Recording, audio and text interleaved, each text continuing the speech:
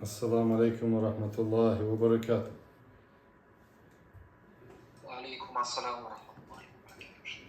Бисмиллах, альхамдулиллах, вассалату вассаламу аля расулиллахи саллаллаху вассалям. Аллахума шрах ли садри ва яссир ли амри ва ахлил ухдатам мин лисани яфқаху қавли. Аллахума аллимна ма янфа'уна ванфa'на бима 'алламтана ва зидна илма. Субханака ла илма лана илля ма 'алламтана иннака антал алимул хаким. После этого, иншаллах, мы продолжаем уроки в Исламском университете Украины в онлайн-режиме. Мы дошли в книге «Украшение искателя знаний». На 11 главе мы остановились. Отвращение от праздных собраний. Читай нам, брат Ахмед.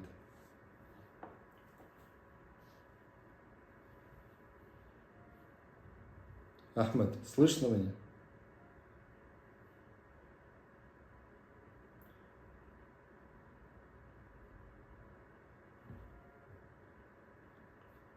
Ахмед, ты слышишь? Вот сейчас только вас услышал, шейх. Читай.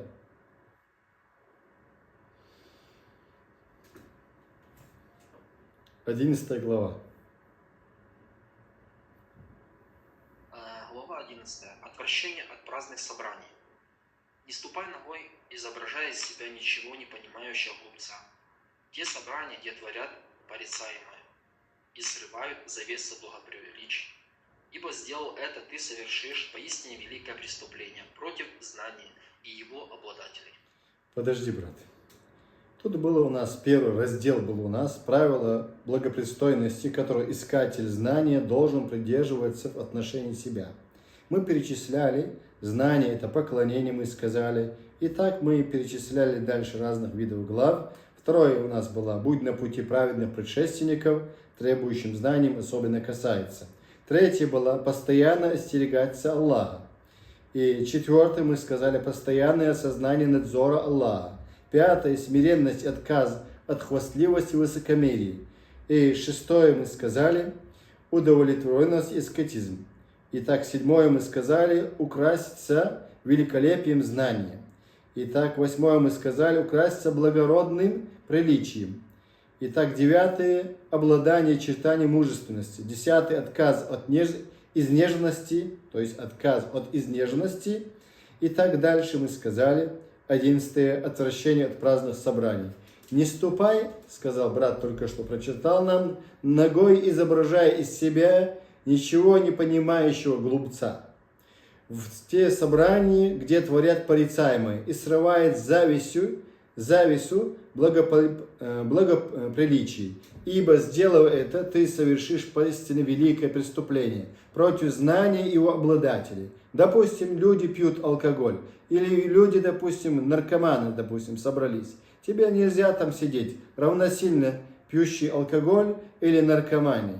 Все это является опьяняющим. Хукм его шариати, опьяняющие вещества, все они. Будь это другое вещество, опьяняющее людей. Тогда в этом собрании сидеть нельзя, баракаллаху фикум. Это, как говорится, да, проклятые места называется. Там, где публично, тем более, обнародуют грехи. А публично обнародующих грехах местах участвовать можно, нельзя участвовать там, где публичные места. То есть публично там, где грехи публикуются. Посланник Аллаха, саллаллаху алейхи ва саллям, сказал, «Куллю уммати муафа». Вся моя община прощенная, кроме тех, кто публикует грехи. Человек сидит там, где публикуют грехи, обнародуют грехи. Нельзя там сидеть. Тем более, если отдельный стол был алкоголя или наркотиками, скажем, тем более, если это обнародует и призывает других людей к этому. Баракаллаху фикум. 12 главу прочитай. Глава 12. Отвращение от сумятицы и глалка. Аль-Хайшат. Остерегайся криков, неразберихи, сумятицы, гаудежа, шума и гамма. Ибо в шуме и крике совершаются ошибки, и это не соответствует благоприличиям поиска знаний. Подожди, брат. Подожди. То есть крики, шум, это не подобает требующим знаниям. Также мусульманам не подобает, они должны себя вести аккуратно. Они должны вести диалог между собой аккуратно. Каждому давая слово. Не как говорится, да, нецивилизованные люди. Мусульманин должен быть цивилизованным. Один закончил, другой приступил к разговоре. или объяснению.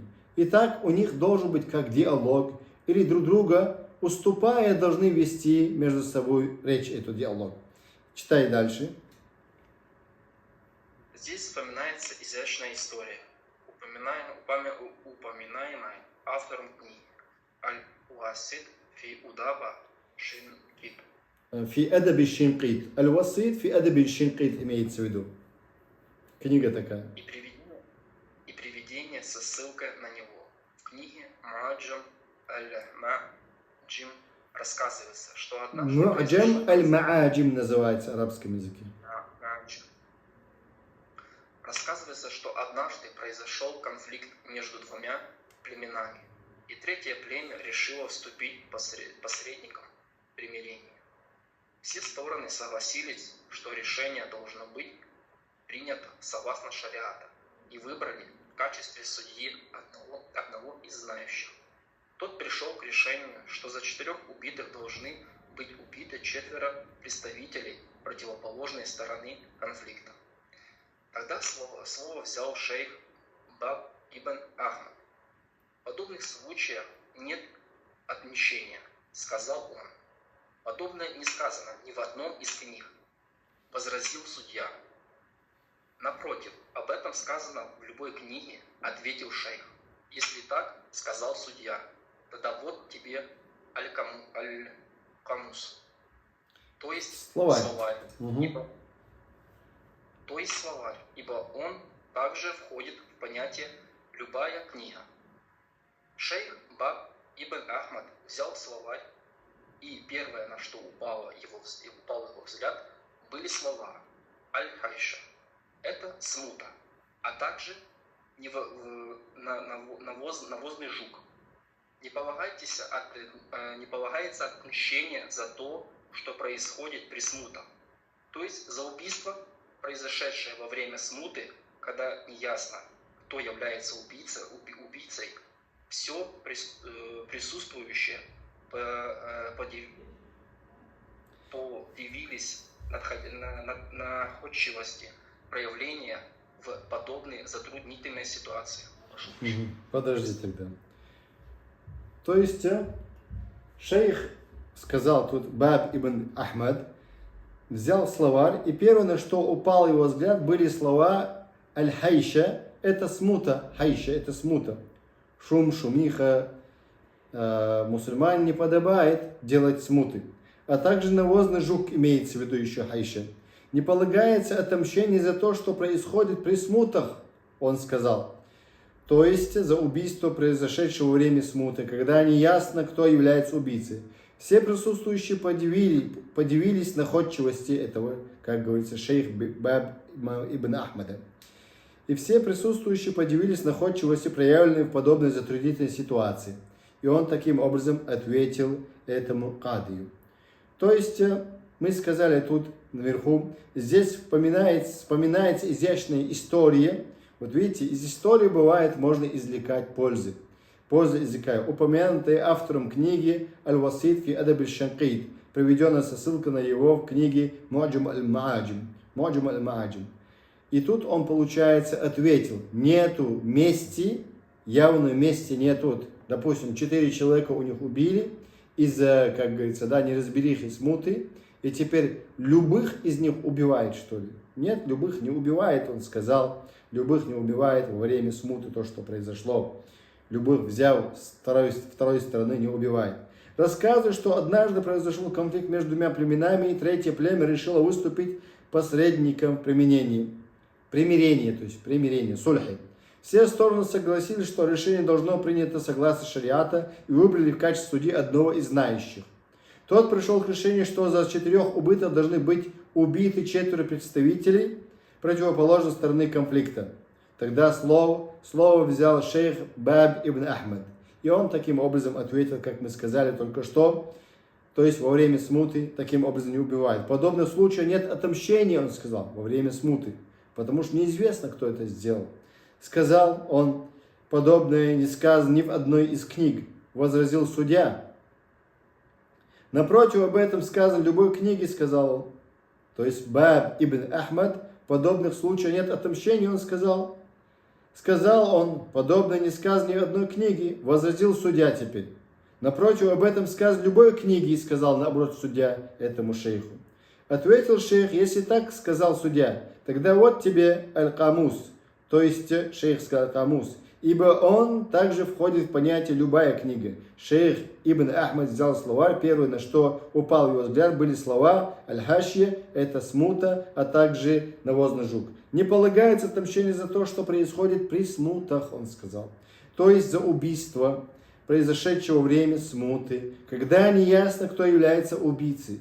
Все присутствующие подивились находчивости, проявленной в подобной затруднительной ситуации. Поэтому нельзя спешить решениями во время, как говорится, да, смуты и крови. И крови также. 13 читай, брат. Глава 13. Украситься мягкостью и добротой. Арифак. Ариф называется. У нас ариф в арабском языке. Арифк. Придерживайся мягкости, деликатности и обходительности в речи, остерегаясь грубых слов, ибо мягкое обращение располагает строптивые души, на что указывает множество доводов из Корана и Сунны. То есть посланник, саллаллаху салям, когда менял положение арабского полуострова, мекканцев, он был мягок. Он был мягок. Как шейх Ислам сказал в своей книге Хисби, когда меняет мункар, должно быть 5 условий, он сказал. В книге Хисби, как мы сказали. Хисба это амр биль ма'руф ва нахй мункар. Повелевать одобряемым, запрещать запретным. Должно быть 5 условий, он сказал. Одно из условий является знание. Ты должен знание, фик у тебя должно быть, знание у тебя должно быть, насколько это, как говорится, запретное, насколько оно вредное, допустим, да? Фик называется. Дальше у тебя должно быть мягкость, рифк называется, или хилм называется. Дальше у тебя должно быть третье, собр, терпение. Четвертое, у тебя должна быть сила. Пятое, у тебя должна быть учитываться польза и вред. Эти 5 условий нужно соблюдать, когда мы повелеваем, одобряем, запрещаем запретным. Читай, брат. Глава 14. Обдумывание.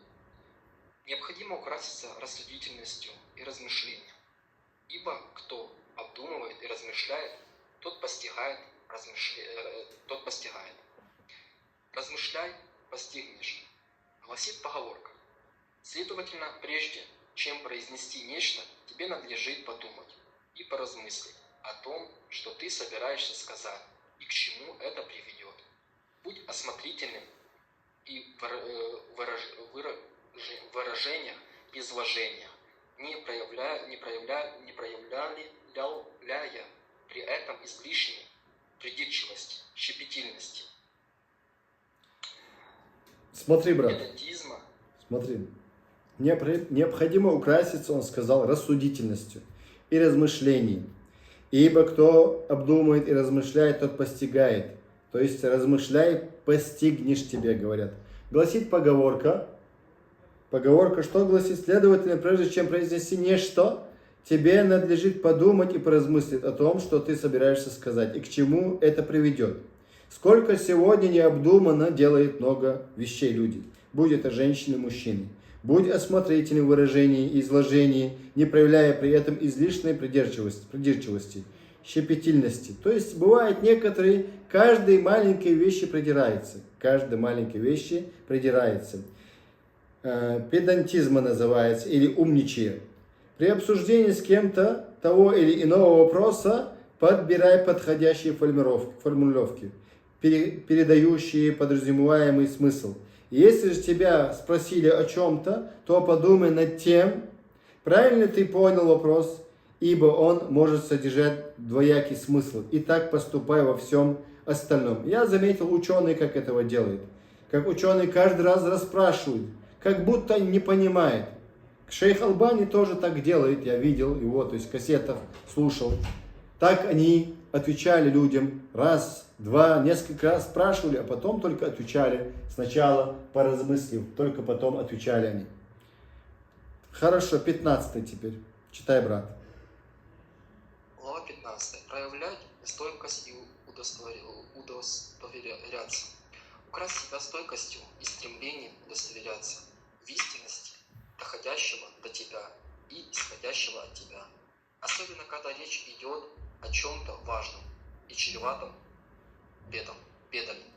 Сюда относятся терпение и стойкость при получении знаний и проведение часов в обучении у шейхов. Ибо кто устойчив, тот растет. Да. Украсть себя стойкостью и стремлением удостоверяться в истинности доходящего до тебя и исходящего от тебя, особенно когда речь идет о важном и чреватым бедами.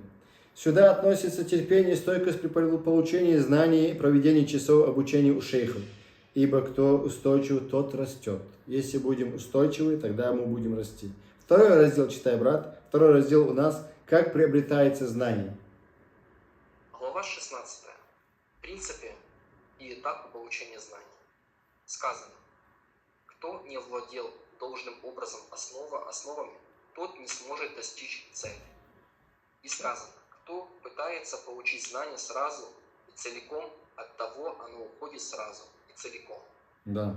Также сказано: если слух перезагрузить знанием, то будут нарушения в понимании. Видишь, что он тут говорит, брат? Подожди.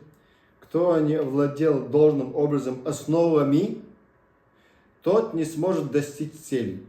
Цель, чтобы достичь, нужно тебе основа. Без основ человек далеко не пойдет.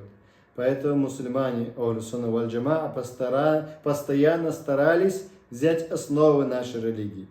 Основа постоянно тебе помогает, когда у тебя ослабевает иман, восстанавливаться эти основы тебе помогает. Дальше идти тебе помогает в своей цели. Также он говорит, и сказано, кто пытается получить знания сразу за раз, целиком, от того уходят сразу и целиком эти знания.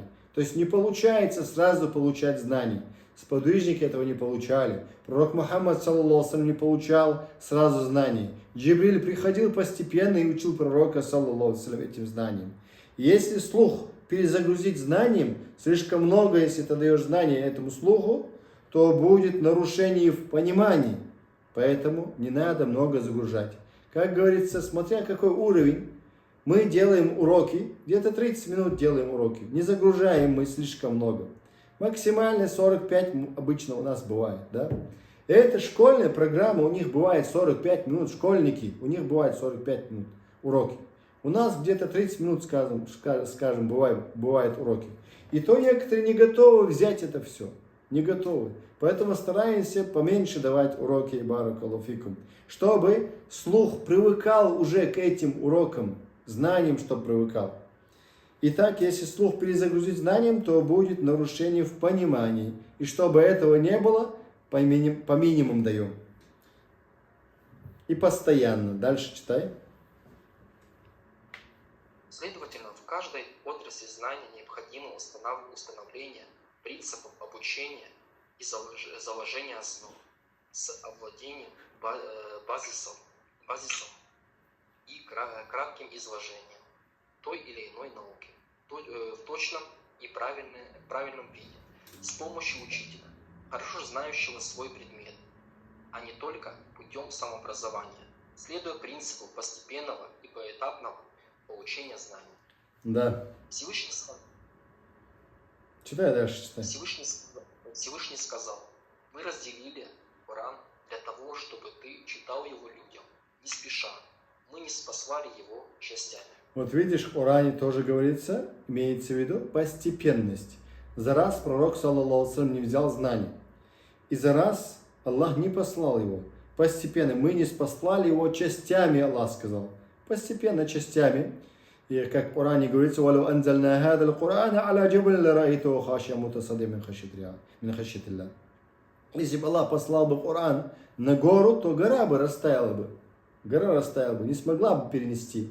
Поэтому постепенность была и с пророком, саллаллаху алейхи, и также общиной, кому был послан посланник, саллаллаху алейхи, он тоже также работал постепенно. И сказал дальше.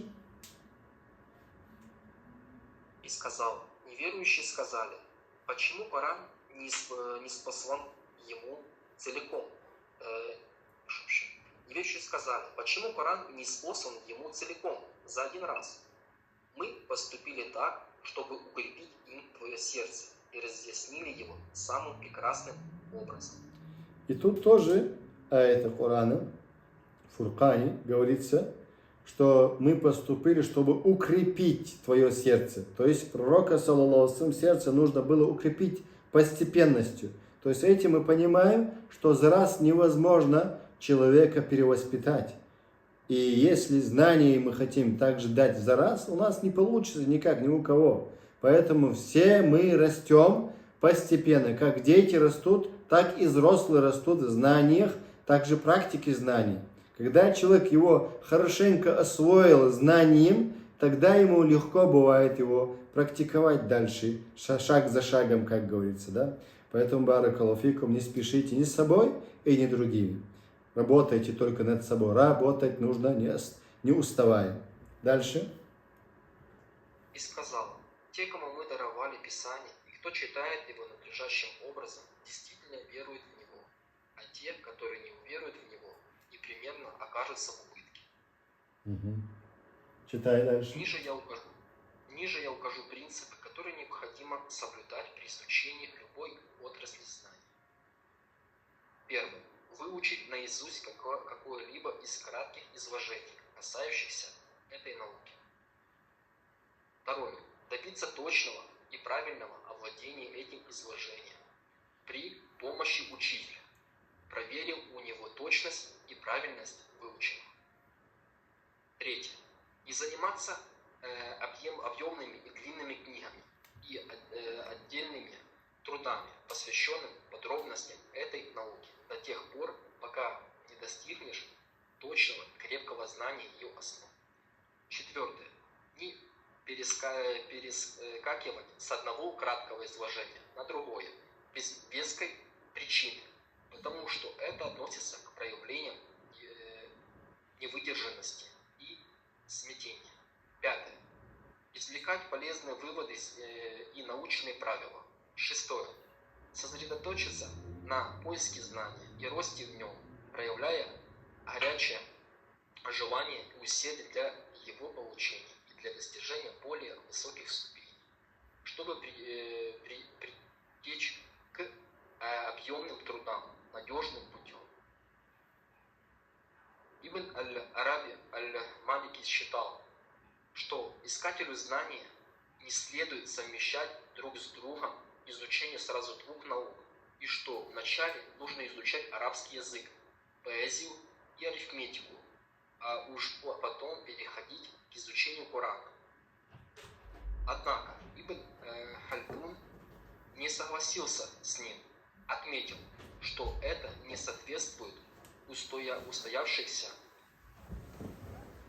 традиций, и что предпочтение нужно отдать изучению благородного Корана и его запоминанию наизусть, потому что пока ребенок находится на попечении, то поддается управлению. Когда же переходит за границы совершеннолетия, то исправление его становится трудным. Что же касается смешивания двух и более наук, то положение в этой связи может быть разным и зависит от различия обучающихся, пониманий и активности. Среди ученых были такие, которые обучали начинающих книг. Зад аль-Мустакни учеников более высокой ступени. Книги Мугни. Аль-Мугни называется.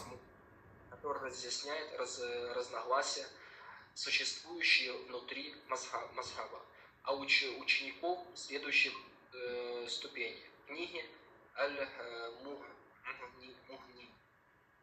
разъясняющие разногласия, имеющиеся на высоком уровне, и не позволяли представителям первой ступени сидеть на уроке второго уровня и далее, чтобы предотвратить путаницу. Знаем, что список кратких и объемных трудов, на которых строится обучение и получение знаний у шейхов, как правило, в разных странах бывает разным, что связано с различием мазхабов, а также наличием у ученых в каждой стране своих привычных для них кратких изложений, которые они отдают предпочтение перед другими, хорошо владея им и практикуя их преподавание. Положение в этом вопросе может меняться в связи с различным между учениками в способностях, природных склонностях, понимании уровня, подготовки энергичности или спокойствия ума. В нашей стране ученики после окончания начальной школы и приступания к заучению Корана приходят в школах, при мечетях 3 этапа обучения у учителей: начальной, средней и высокой. Подожди, брат. Тут он говорит в начале, он нам рассказал в начале: ниже я укажу принципы, которые необходимо соблюдать при изучении любой отрасли знаний. Выучить наизусть какое-либо, первое он сказал, какое-либо из кратких изложений, касающихся этой науки. Допустим, учим таухид, по таухиду матн выучить, имеется в виду.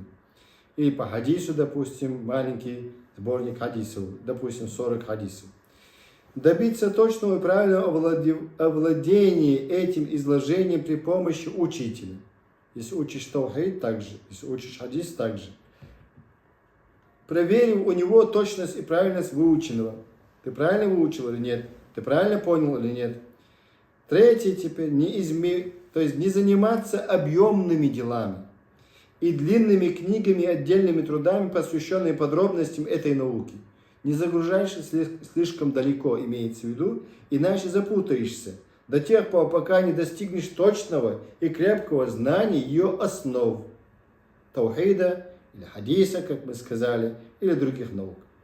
Четвертое, он сказал, не перескакивать с одного краткого изложения на другое, без веской причины, потому что это относится к проявлениям невыдержанности, без терпения человек имеется в виду, и смятения. Он, получается, помешался.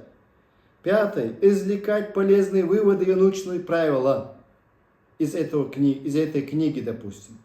Он говорит, пятое. Шестое, сосредоточиться на поиске знаний и росте в нем, проявляя горячее желание и усердие для его получения, для достижения более высоких ступеней, чтобы притечь к объемным трудам надежным путем. Итак, он перечислил понемногу, с маленьких книг начиная и дальше большие книги. Читая по предмету таухида, они изучают... По предмету таухида они изучают салятуль усуль духа. Да, я прочитаю, там трудновато тебе будет. Салятуль усуль называется уадиллятуха. 3 основы вместе с доводами. Аль-Каваадуль Арба, 4 правила называется. Затем Кашфу Шубухат, он говорит. Затем Китабу Таухид, говорит. Все 4 книги принадлежат шейху Мухаммаду Абдул-Ваххабу. Да смилуется над ним Аллах, и посвящены Таухиду, связаны с поклонением. Области Таухида. Связанного с именами и атрибутами Аллаха, какую книгу он советует? Советует он Акидатуль Васития. Эту мы прошли с вами. Затем Хамавия. Хамавия тоже касается как Асма ва Сифата. И также затем по этой части Асма ва Сифата касается как Васития, Аль-Хамавия, потом он говорит Аль-Тадмурия называется книга. Все 3 книги принадлежат шейху Ислам ибн Таймия. Да смилуется над ним Всевышний Аллах. После этого они изучают Ат-Тахавия с комментарием к ней по науке Нахву. Изучай по науке Нахву теперь. Они изучают Аджурмия, начало, по науке Нахву. Есть синтаксис у нас и морфология. Это синтаксис Нахву. Морфология у нас это сарф называется. Дальше Аджурмия мы сказали. Затем Мульхатуль И'раб называется книга. Аль-Харири. Затем Катрун Нада называется, Ибн Хишама. Затем Альфият ибн Малика называется. Альфият ибн Малика 1000 стихов получается по грамматике. Ибн Малика с комментарием Ибн Акиля к ней. В 2 томах она есть. Мы ее проходили когда-то давно. Эти несколько книг. По дисциплине хадис. Они изучают Аль-Арбаин. 40 хадисов мы с вами прошли. Затем Умдатуль Ахкам проходят они по хадису. Умдатуль Ахкам это хадисы фикха, достоверные хадисы. имам Мақдиси. Затем Булугуль Марам они проходят. Сначала 40 хадисов, потом Умдат Ахкам, затем Булугуль Марам. Ибн Хаджар Аскалани. Потом Мунтака называется. Мадждаддин Ибн Тайми. Ибн Тайми дедушка написал ее. Да смилуется над ним Аллах. После этого ученики приступают к чтению 6 основных книг. 6 основных книг и других сборников хадисов. То есть так основам они переходят постепенно. По дисциплине терминология хадиса называется. Они изучают Нухбатуль Фикр называется. То есть, если хочешь узнать науку хадиса, Нухбатуль Фикр Ибн Хаджара. Затем Альфия называется. Аль-Ираки у него есть Альфия. Нухбатуль Фикр мы проходили, но Альфия не проходили Ирака.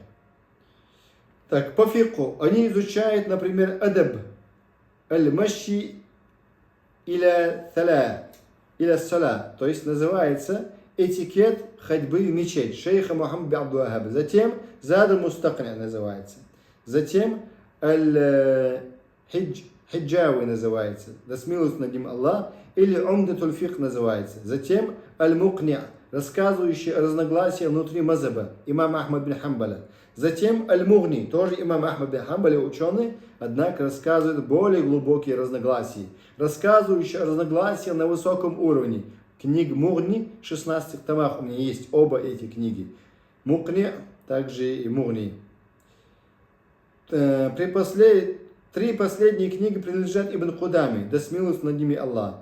По дисциплине усуль фик называется.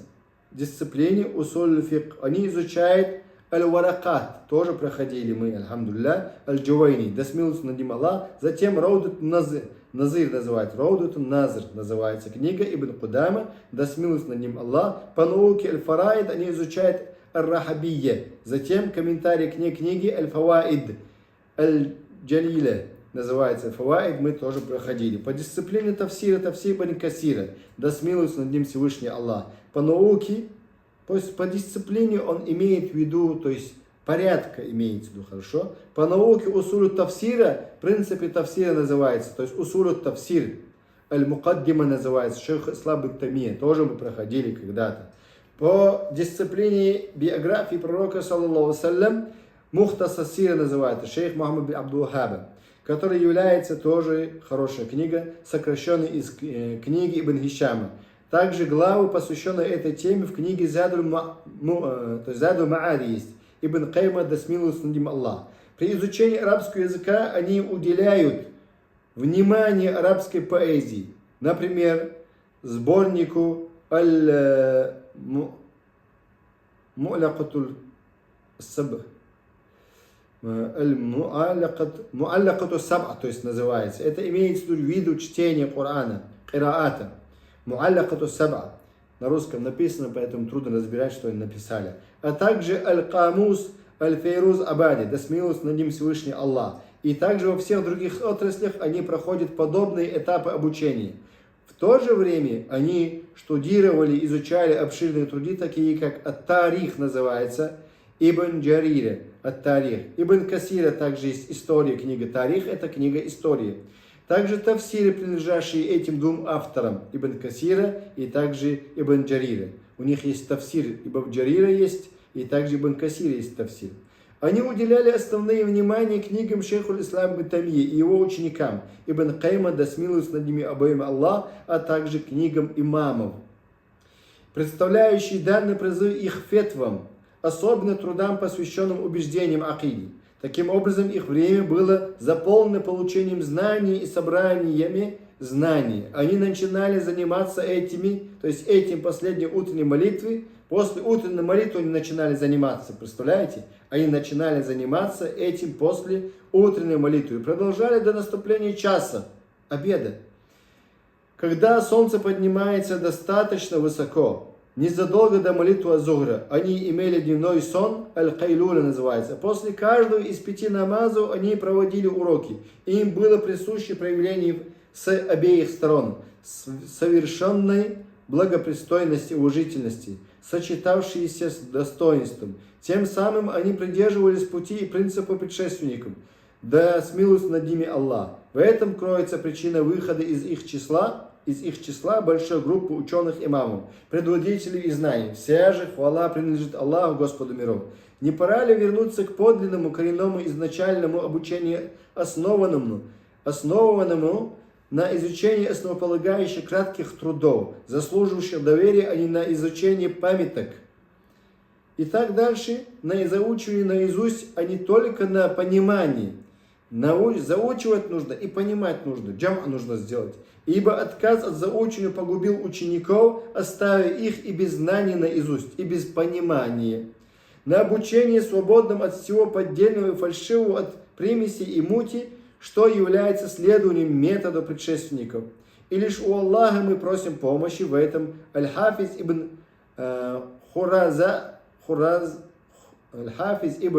Хурраза умер, да смилует на ним Аллах, он умер в 282 году хиджри. И он был знатоком хадиса, нуждается в 5 вещах. Он сказал это. Сказал, знаток хадиса нуждается в 5 вещах. Отсутствие даже одной из них указывает на неполноценность. Он нуждается в незаурядном уме, религиозности, точности, искусном владении своим ремеслом, сочетающимися его известным людям честностью и надежностью. Это нуждается хадисовед, он сказал. А Захаби сказал, надежность владением. Надежность является частью религиозности, он сказал, имам Захаби. А точность входит в искусство владения ремеслом. Знаток хадиса нуждается в богобоязненности, уме, знании науки, нахвы и арабского языка. Он должен быть чистым и застенчивым и должен быть приверженцем пути предшественников. Салаф имеется в виду. Достаточно, чтобы его рукой было написано 200 томов. Аллаху Акбар. И чтобы он приобрел 500 томов, относящихся к признанным уважаемым сборникам. Он не должен. Смотрите, что он говорит. Достаточно, чтобы его рукой было написано 200 томов. И чтобы он приобрел 500 томов, относящихся к признанным, уважаемым сборникам. Он не должен ослабевать в получении знаний до самой смерти, сохраняя чистое намерение и скромность. В противном случае ему даже не стоит утруждаться. Баракаллаху фикум. На этом 17 мы остановимся. Есть у вас вопросы?